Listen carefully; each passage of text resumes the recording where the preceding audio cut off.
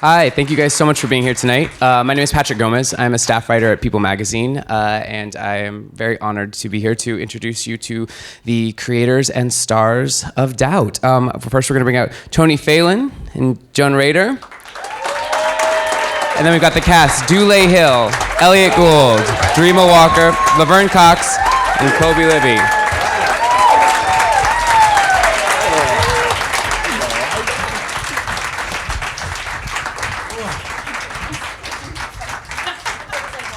So clearly you guys have some fans out here. And congratulations, they just got to watch the first episode. How was it?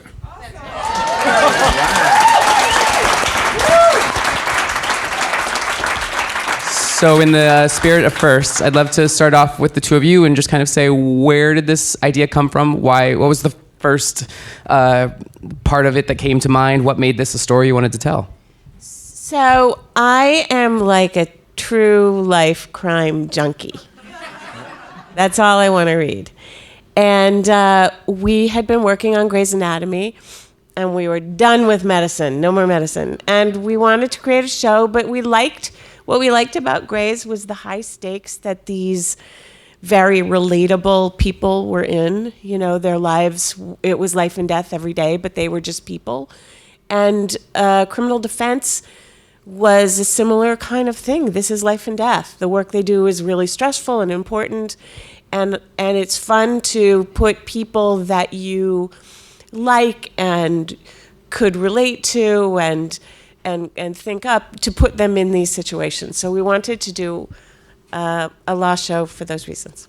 And the other thing was that we came to CBS to create our show, and you kind of look around the landscape and see, well, what's on the air and what's not on the air, and we kind of thought, well, especially since 9/11, there has been a lot of shows about putting people behind bars. There's been a lot of shows about incarcerating people, catching bad guys. I mean, literally, like, the mail service goes after bad guys. Everybody goes after bad. And we felt like it was time to see that from the other side. To really, the other thing I think it's interesting that I think we're all interested in is the fact that in the past couple years, common ground has been reached between Republicans and Democrats, who everybody acknowledges that the criminal justice system in this country has some real problems. And so those stories felt like stories that we wanted to tell, that could be wonderfully dramatic, but also, I think coming from Grey's, you're looking for those opportunities for fun and for comedy as well. So from there, when Joan and I sat down and actually wrote the script. We're getting to you. No, actually, I would love to go down the line here and kind of hear your stories about how you first became aware of the project and kind of what your journey was to getting to the pilot shooting, for your first day of shooting. For myself, when I got a chance to get my hands on the script, I fell in love with it. I love the idea of the balance of the personal lives of these individuals, also at the same time trying to balance their professional lives. It cost you something. And as committed as these people were to their jobs, the personal lives weren't as fluid and as easy. I love how Tony and Joan had mixed together, this shroud of secrecy in certain ways in terms of, I guess, the love interest between Katherine Heigl's character and Stephen Pasquale's character. And as that starts to unravel, what's going to happen. So all these things started to intrigue me. And then when I got a chance to connect with Tony and Joan, I was just glad that they cast me. You know what I mean? I'm a big fan of theirs and obviously a big fan of the rest of the cast. So once I had the chance to be on this job, I jumped at it. How about for you, Elliott? Well, my manager and agent thought that I might be right for this. And what's funny about that? It's the truth. And I just had some degree of success playing a lawyer on Ray Donovan, but my character got bumped off. And I guess after some other high-profile people weren't available or didn't commit.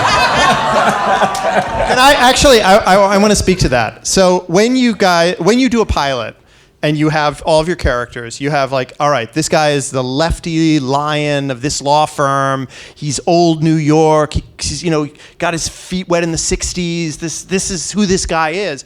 They give you lists. You get like huge lists of actors, right? And we got all these lists, and we're reading these lists, and I'm like, okay, that's kind of boring. That guy's kind of boring. This will be fine. I know what these things look like. And then, like, second, third on the list is Elliott Gould, and you're like, now that would be interesting. Oh, great. I mean, it was second or third. It was second or third. I mean,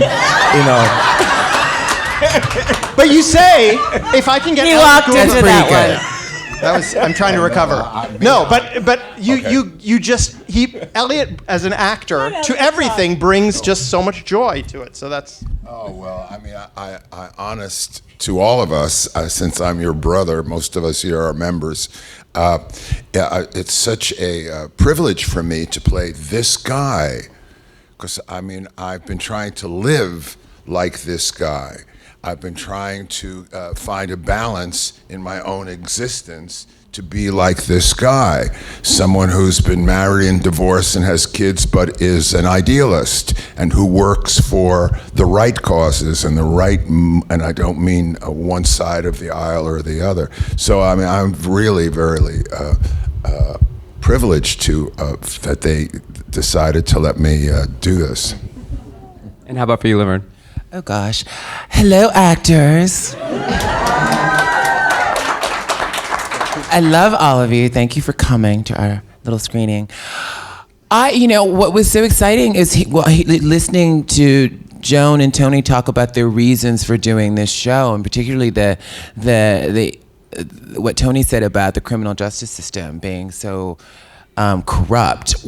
I loved the pilot script when I got it. What was fun for me as a trans actor reading it, I was like, okay, I'm getting a pilot, and they're interested in me, so I'm assuming it's a trans character, and I'm reading it, and I'm like, why do they want me for this?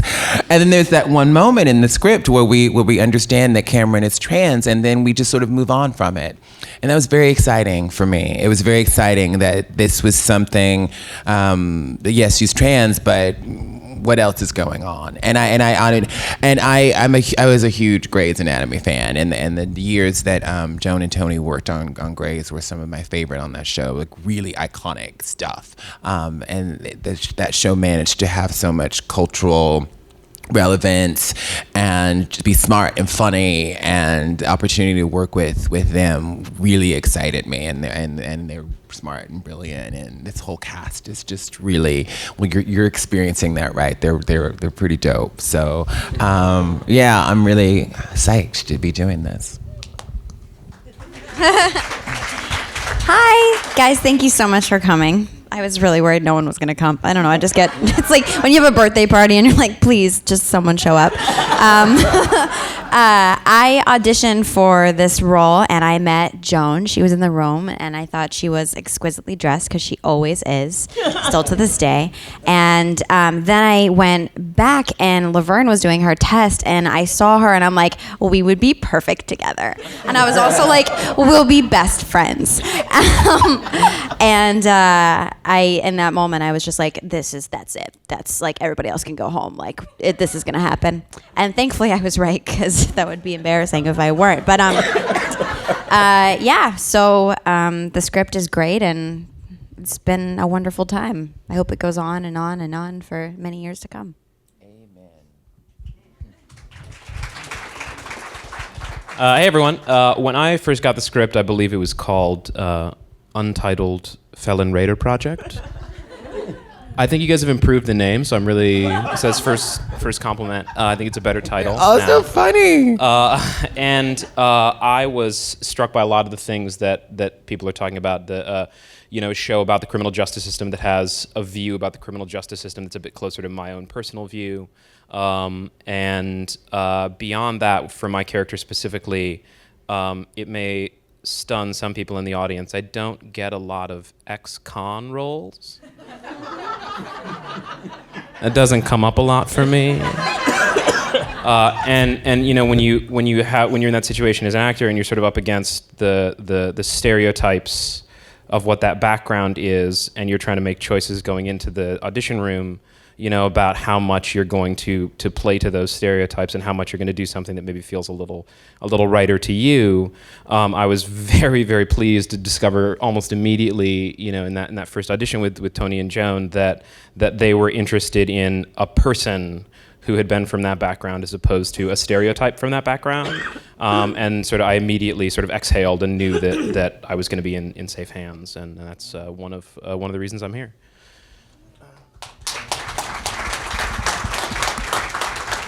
And I do just want to note that Katherine Heigl, of course, is about to become a mother again. So that is why she's not here. And Stephen has a work commitment that he could not get out of. So, but I'm sure that they would say they hope you enjoyed the show, or maybe they'd say I hope you hate the show. I don't know.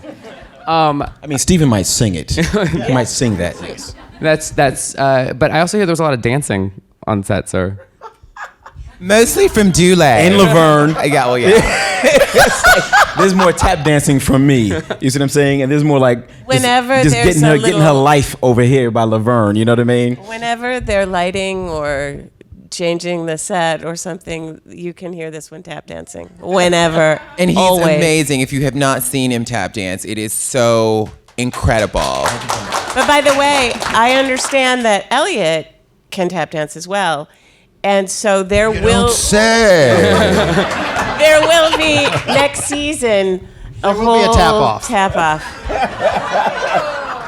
I love Believe me, it is taking every fiber of my being to push the musical episode of this show to season 4. Oh, that's so funny. Well, speaking of how the actors influence the characters, especially in television, once they're cast, and you guys have the pilot already done, but obviously you have the rest of the episodes to put together. How do you all feel that these actors sitting here influenced where you went with these characters? Well, first of all, we actively, solicit their opinions on storylines, what they're interested in portraying with their character, and a lot of our storylines came from ideas these guys had. So that was great, because that was less work for us. And then, you just sort of see where the characters take you and where the chemistry lies, and you just go like that. I mean, Joan and I both come from the theater, I think, as do most of the people up here. And so we firmly believe in having a read-through of each script. And then in between the time we have the read-through and the time we start shooting, that's the time for the actors to come to us with any concerns they have or suggestions they have or anything like that, because they're the people playing these parts. And ultimately, once you get 2-3 episodes into the show, they know the character better than you do. So going with the actor's instinct, I think, is always, a good thing to do. For me, it was amazing when we got that email, if you want to come to the writer's room. Before we started, it's always been my dream to sort of be in a writer's room and to sort of witness that process. And that's where the magic happens. And it was so wonderful to get to come and go and visit and chat with you about where you saw Cam going for the season and bounce ideas. That was like a dream come true, to be able to sort of be involved in the process in that way. And that for you to invite us into that was really, really special for me. Thank you for that. We're also blessed with a great group of writers who are absolutely as responsible for the show as any of us. I mean, just really talented people. We have a couple lawyers on the staff. We have a trans writer on the staff. We have people from all sorts of different backgrounds. Just because, as showrunners, you're looking for who's going to bring a perspective that I don't have into this process and help me tell stories that I probably don't understand. Laverne mentioned when she was reading the script that she was kind of like, wait, where's the moment where we talk about the fact that my character is trans? And it really is just a fleeting moment, and that's just a part of who she is. Can you talk a little bit about writing that and why you chose to write that character in that way? And Laverne, I'd love to hear kind of how you feel that her journey continues in a similar fashion in the following episodes.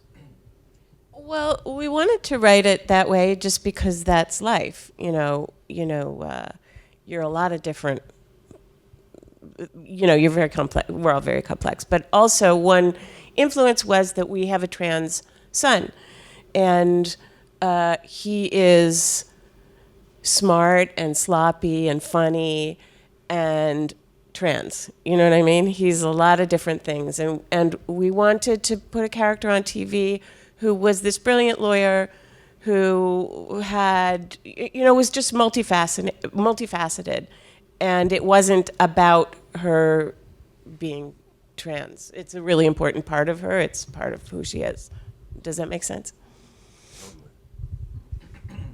And for you, Laverne, talk a little bit about the journey we get to see her go on. That has nothing to do with that, but obviously informs who she is as a character. I think, what I know for sure with my own experiences as a trans person is we, as artists, we bring everything that we are to the work of being an artist. And Cam brings everything that she is to defending her clients, and she invests deeply in making sure that they get justice. And I think because in some ways, because she's Black and went to an Ivy League school and had to deal with what that's like, and is trans and had to sort of navigate and negotiate a professional world as a trans person, she understands what that is, but also understands she has to move on with it and that she has to just be good at what she does. I think at the end of the day, if you don't have something to bring, then you don't have something to bring. And so for me, that is true to who she is, that she's had to be an overachiever because of who she is, and she's had to sort of move on because of that, and so she does. It doesn't. Later on we do mention, she talks a little bit about her journey, but again, it's in the context of someone she's defending, and then later on when she gets to we get to explore her dating life a little bit, the trans thing necessarily becomes a thing, because when you're dating, it's, as a trans woman, trust me, it's a thing. It's a big thing. And I love Dulé.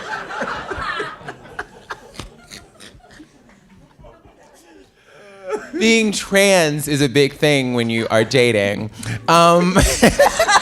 and so I love that and I've always dreamed, really. I've been talking. I feel like I've manifested this, but I've been talking in the media for years about straight identified men who date trans women, and what that's like, the deep stigma that people sort of place on on men who are attracted to trans women, and what that dynamic is, how they internalize that stigma, how they internalize that shame, and sort of project that on the trans, all that stuff. And when we talked at length about that in the writer's room, and it shows up in the show, and it's really good, and it's real, and I was reading scripts and crying and just being like, oh shit.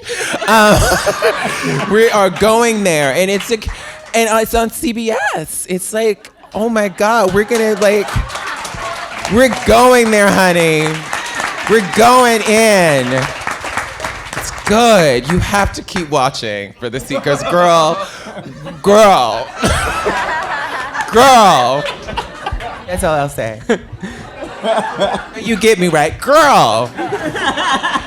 Well, and this show does not shy away from relationships and getting into that, and getting into the personal lives of the team that we see, in the courtroom as well. And I believe pretty much all of you have interesting romantic entanglements on the show. Can you talk a little bit about, obviously don't give things away, but just what that was like to play that side of these characters in addition to learning all the legal jargon? We're all human, and we've all erred. And we all have relationships, and it makes it all the more identifiable to an audience, since we are working for a common cause, just like all of us in the union, talk about liberty and justice for all. And I was always, I told Elliott earlier, Martin Sheen years ago used to always tell me, if it's gonna matter, it has to cost you something. If it doesn't cost you anything, then it doesn't matter. So that has always stayed with me. And I truly believe that on this show, Tony and Joan have done a great job of exemplifying that. Because even though we're working on our cause, we're standing up for the rights of the accused, we're very passionate about our work, it's gonna cost you somewhere. And I think on this show, you see how it costs us in our personal lives.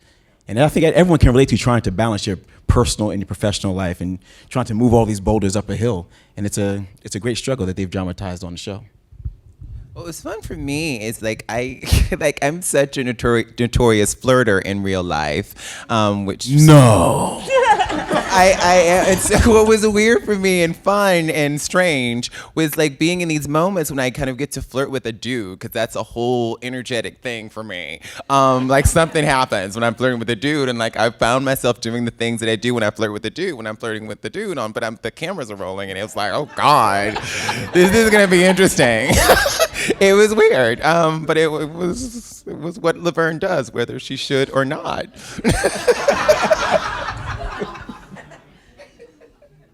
And what about the two of you down there? Because I know romance still plays a role in your characters as well. Oh, little old us. Yeah, I mean, I think Dulé put it really well in that, these are people that don't that do have a particular strain from their professional lives that makes romantic relationships and personal lives take on a particular quality, and sometimes that is a real bonding thing, and that's, I think, something that happens with our characters, is that the particular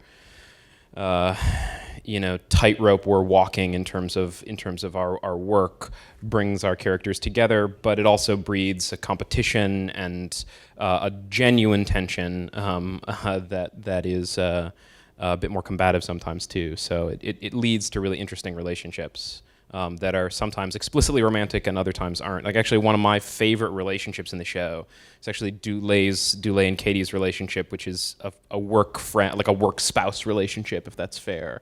But I think that's a work wife. Yeah, work wife. Yeah. Yes, she is. And I think that relationship is really riveting, and we have also a sort of playful work spouse thing going on, because when your work is your life and you don't really have the space for the romantic relationships that you'd have in a healthier, balanced life, they take on a sort of bizarre shape that is really interesting and really true, but doesn't really have a great box to fit in, if that makes sense. Yeah, and when you disagree, you really disagree, because you disagree on like very fundamental matters, and it ripples into everything. We did 13 episodes, our episodes, and we have, of course, this couple here, great grandma and great grandpa.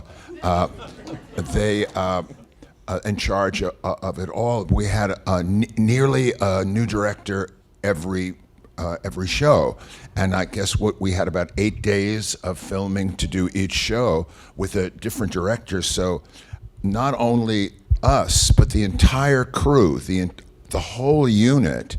It is such a great team that I liked being there, watching, even when I wasn't in a scene. So we'll see how the audience accepts it, but it's very special, and I think it's maybe unique. I definitely think I would agree. We were talking backstage about how it obviously has the procedural elements of maybe what is traditionally known as a CBS show, but you guys have definitely a very unique spin, and it's quirky and fun, and I think in a way that people are going to find refreshing. How much of what you learned of kind of having the job elements in terms of all the medical jargon and all of that, how much did that translate into writing for the legal world now? So on Grey's, whenever there was medical stuff, the writers just write, there's really big medical coming in. I need 10 cc's of medical, really bad medical. The medical's getting worse. And then we have real medical people who like write smart in doctor that stuff. And so it's not quite the same, but it is a little bit. We have 2 lawyer writers on staff, and we'll say, I need a really bad legal thing that's really, really bad. Well, Joan will say that. I will usually say, I think we want to be in the appellate court in this episode. No, we one of our writers was a former homicide prosecutor in Boston, and the other worked for the Bronx Public Defender's Office. So they just go head to head, and you just find stuff in that. But then also there's so, obviously you open a newspaper, you listen to the news, you're just out and about, you talk to the actors, we talk to the other writers, and you find great material. And the wonderful thing about it is, I think if we've done our job correctly, none of the cases are easy. And none of the cases have everybody 100% behind one side or the other. Because what's exciting to us is to find that gray area. And to really, ideally, have the audience and our characters question what they're doing all the time. There's this wonderful book that we passed out to everybody at the beginning of the process, which is called How Can You Defend Those People? Which is a question that defense attorneys get all the time. And so I think for our characters, they're answering that question every day. And for the actors, obviously, your pages that you get, you'll have moments where you do have that intense mouthful of legal jargon that you might have to get through. How do you handle that as actors when you didn't go to law school and it might be words that you're seeing and reading for the first time? How do you process that and turn that into something that is believable on screen when you're saying it? Oh my God, well, they're so tolerant and so forgiving because, I mean, I don't know any words. I mean, and also in this, I can't improvise. I've got to be able to say it the way it's written and do it in character and at a certain speed. And was so caring and so supportive to allow me to stumble all over myself, while I was cloaked in my First Amendment right to tell anybody whatever the hell I want to tell them, Yay. I mean, for myself, sorry. No, you go. Yeah, for myself, I just do the homework. I mean, when you see the script and you realize you have this whole, page and a half to say of just things that make no sense to you, you have to go home and just take your time and work through it and give it its due process and honor it, really. If I try to go to sleep the night before and show up and learn my lines the morning of, it's not going to work. You just got to put in the time. I guess you get out of it what you put into it. So I try to put in the time. Yeah, a lot of it for me, a lot of the legal jargon I know, the stuff I don't know, I look it up. That's part of the homework. I look things up, and if I'm quoting a case, that was one. I had written ADR for it. I was like, Article 1, Section 2 of and of the New York Constitution and the state, and I was just like, it was all mouthful, and so I went and looked up Article 1, Section 2 of the New York State Constitution, just so I know what I'm saying. But that's also the fun part for me. That's always what I've wanted to do about playing a lawyer. It's like all of that smart stuff. I grew up wanting to have people think I'm smart and sound smart. And so there's great stuff that's written to make you sound like you're smart. So it's it's a dream come true. I don't have to come up with smart stuff to say. It's already there for me. I just have to make it sound convincing. And the one thing I would add to that is that it helps that the writers have done their homework. The way that Tony and Joan are talking about. I played two computer geeks on different projects, within 6 months of each other.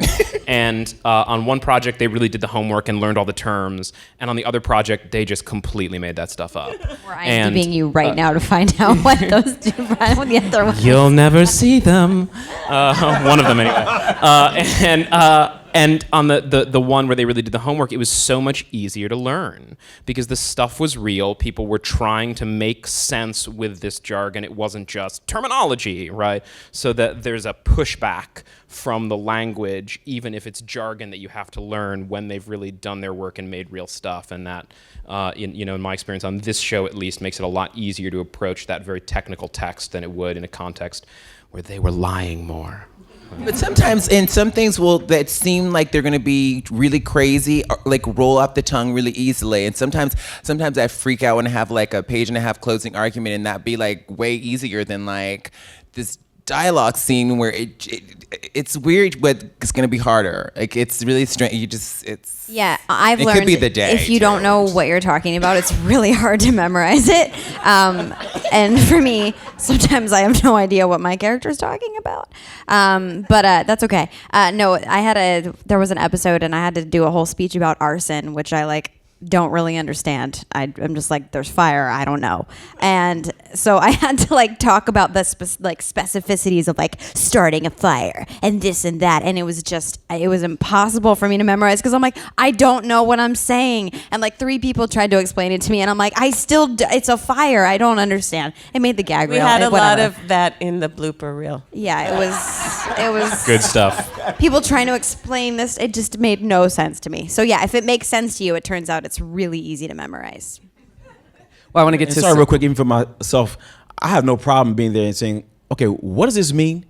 Like if I'm in the middle of doing a scene and I'll just stop right in the middle of it and say, I'm sorry, what does this, just somebody just walk this little section through to me right here. What does this mean? And once they just take the time and say, this means this and this means this and this means this. Oh, okay, now we can do it. You know, I don't try to act smarter than I am. I realize that there's a certain limit to my brilliance and I leave the rest to Tony and Joan. So that's the lesson for Laverne. Dulé taught me something. I love it. Well, I want to get to some questions from the audience before we go back to some of my own. I have one from Keeley Field. Thank you for your question, wherever you are. Thanks. And I'm going to actually just ask this for everyone. How did you get your first agent? And I think that's pertinent for the creators as well, but for everyone.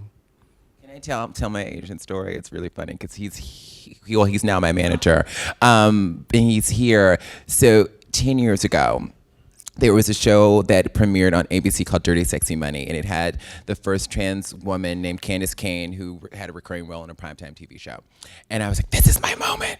This is my moment. And so I'd done a movie years ago with this guy who was French, and he had been in New York City for 25 years, but he kept his French accent, and he played French characters in everything he did. And every 6 months, he said he had this postcard that said, I forgot his name, but he said, your French connection, blah, blah, is the answer to all your French acting needs. And he did voiceover, he did anything French, and he mailed them out every 6 months so casting directors would remember who he was. And so when the Candace Kane moment on ABC happened, I was like, I'm gonna make postcards. And it said that, to you, girl next door or something, Laverne Cox is the answer to all your transgender acting needs. And I sent it to 500, I swear to God I did this.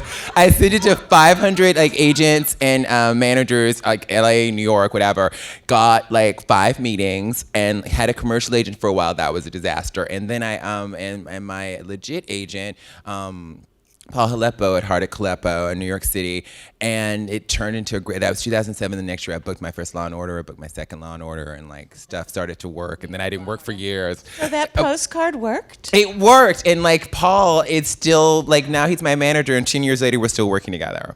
It worked. I don't know if that would work in 2017. That's an old school, that's very old school. But, hey. What I would say is don't send a postcard saying all your trans actor needs if you're not trans. That would be weird. But what I will say about that piece though, up until that point, I had been studying for a very long time and auditioning and meeting with agents and whatever, and being sort of not always being open about being trans. And that Dirty Sexy Money moment made me realize it was okay for me to be trans and be out and maybe have a career, that was actually possible. I'd never seen that be possible before, so that showed me that it was possible.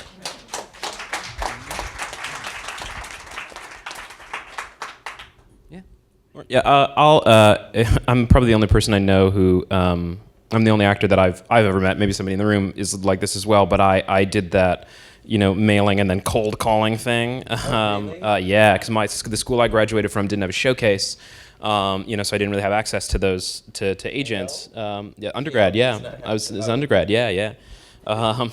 You're finding out all about me. So I was a Yale undergraduate, and the drama program, the MFA program has a showcase, and beautiful actors come out of there. The undergrad program does not have a showcase. Beautiful actors also come out of there. We are not a trade school. That's what I was told. We are not a trade school. Tony, Yale alum. And so I did the thing. I did the postcard thing. I had to follow up with cold calls, and I happened to catch an assistant, literally on the day she was leaving at my very first agency.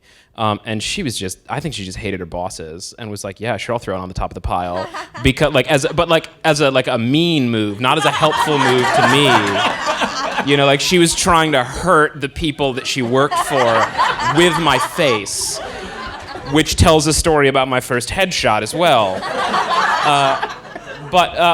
You know, so it's, you know, knowing somebody always helps, but broadly speaking, my advice on this that took me years to learn with regard to when you get to the point where you're meeting with these people, because I really struggled with meetings when I was first meeting my first couple agents, and the reason I struggled was because I felt a pressure to sell myself in a way that I realize now is literally not my responsibility in that role.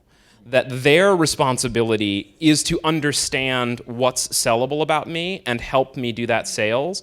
And I'm never going to be in a situation where if they don't get it pretty quickly about me, what's worth selling about me, I'm never going to be able to be over their shoulder every day being like, this is how you should pitch me on this project. This is how you should sell me. And if I need to do that with that agent, they're the wrong agent for me because they don't understand how to, it is like dating, right? And so that fundamentally changed how I approached those meetings because it was not a sales meeting for me anymore. It was a conversation with a person where I could be much more authentic and I could be much more myself and find out if it was going to be a good date. You know, that she just said that. I don't refer to so much of show business is like dating. Yeah. But that's my sort of generic getting an agent perspective. Dreama? I was in a pop group. Thank God it was before the internet really took off, so you could never be able to find photos. Really? You were in a pop group? Thank God. How did I not know this? What was the name of this pop group? Yeah, what was the name of the pop group? The name is actually the worst part. It was S, and then it was an asterisk, and then it was Cool Girls. It was supposed to be like So Cool Girls and School Girls. Officially the worst idea ever. All right, I am going to ask the worldwide interweb to find photos. Ask away. I've already looked. You can't find anything. Thank God. But yeah, I just was living in Florida in a weird pop group. And met this guy, and he was like, I'm a manager. Okay, great. And he introduced me to people, and yeah, thankfully I got an agent and waited tables for 4 years. Worst waitress ever. Worst. For myself, I'm a tap dancer, and I was going to dance school growing up. I got a show that took me on tour I was at the age of 10, and the first stop was in San Francisco, and I guess an agent up there saw the show and wanted to represent me. So he represented me for, I guess, a couple months while I was there. And once I left LA, it just really didn't work. And then when I got back to New York, I ended up taking a meeting with an agency called J. Michael Bloom. And that's where I joined that agency. And then through that time, I met Kathy Atkinson, who now to this day is still my manager. The first agent I ever met was an agent called Louis Scher. He wasn't my agent, and I was a chorus boy, but I'd never been in a show, so this was before I got into my first chorus. And I called the producers, and I said I was Louis Scher, and that there's this new kid, there's a kid, really? Elliott. I haven't really, I to keep an eye on him. He's coming in to audition with a whole group. And I don't know that did anything for me, but I got into the show, and then the star of the show was Eddie Foy Jr., and Louis Scher was his agent. So that's the first time I ever met an agent. That's amazing. That's amazing. Story ever. If you hang out with Elliott Gould long enough, he will have, he has a million of these stories. It's really good. Thank you, his name is Elliott Gould. You know what I'm saying? I love it. Well, Scott wanted to know, obviously you guys have, there's light storylines, there's heavy storylines, but how do you guys, are you able to keep it light in between set? We heard there's always tap dancing during, but talk to us a little bit about and what again, it's like. there's always some dancing to Beyonce too. Don't let Dreama and Laverne fool you. I'm not the only one dancing there on the set. Let's just make that clear. If you turn on some Beyonce right now, they will throw it down. I haven't stretched properly. We did have a crew-wide banana split eating contest, which Dulé Hill was the representative from the actors. Reluctantly. He did not win. He did not win. He did not even come close. No. He was pretty smoked. But the Sunday was very good, though. So I really ended up being the winner anyway.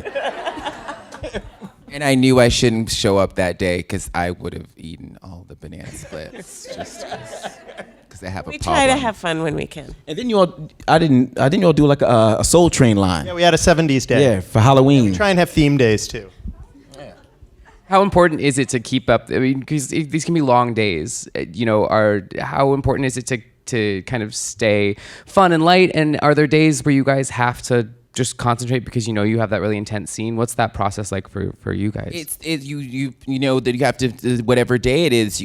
Sometimes I sequester and I'll say I'm got the headphones on. I gotta go in and whatever, and everyone's respectful and understands that. And then the days where it can be lighter, you're lighter and socialize more, and it's just pick your battles. But it's about, at the end of the day, we all know we're there to deliver a show and tell a story that's a beautifully written stories, and so that's the number one goal. But you want everyone to be happy. You want the crew to be happy, and the hair and makeup that's people, really and the that's key, because they're working so hard. They work so hard. There's no ego here, and the crew who works so hard doesn't stop working, works harder than any of us would be allowed to work. And so for the crew to support us and to be there with us and for us, it makes for an amazing environment, and the crew is pulling. Of course, we all want to work. The crew wants to work. We all would like to have as steady work as possible. But I mean, the attitude, and it's not just camaraderie, but there's a commitment that we have from one another, and of course, it starts with those two. Amazing. Well, it definitely starts with Joan. Yeah. No, I'm just playing. That's with me. Let me just say, I directed the finale, and I would be working, and then the end of the day I would go home and I would turn on my computer and go to the internet and see what all of them were doing while I was working. And they're posting videos, and they're on Facebook Live, and they're laughing and having a great time, and I'm like, But to see how the kind of fun we do have on set, I would say give yourself a treat and check out Laverne Cox's Instagram page and watch the You Name It challenge. She was the one like we gotta do it. Have you seen this You Name It thing? We gotta do it. And her and Dreama got on the train. You didn't want to do it initially. Yeah, I was like, Dulé, you have to tap dance for it. And Dulé's tap dancing kind of made it. Well, my lap dancer Steven was a moment too.